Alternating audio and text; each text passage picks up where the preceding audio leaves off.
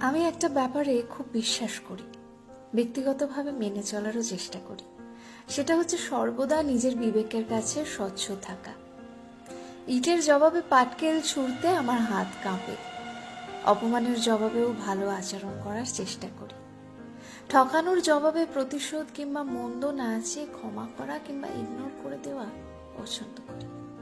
যাকে প্রয়োজনে পাশে পাইনি তার বিপদে পাশে দাঁড়াতে খারাপ লাগে না। কাউকে মেপে মূল্যও দিতে পারি না, যাকে প্রায়োরিটি দিই বিশাল আকারে দিই। ভালোবাসলেও বাসি প্রাণপণ। এভাবে সস্তা হয়ে যায় কিনা জানি না, তবে নিজের প্রতি অভিযোগের জায়গাটা আর থাকে না। বরঞ্চ যারা অবহেলা করে, ছেড়ে যায়, বদলে যায়, প্রয়োজনে পাশে থাকে না, এদেরই একটা অনুশোচনার সম্ভাবনা থেকে যায় ভবিষ্যতে।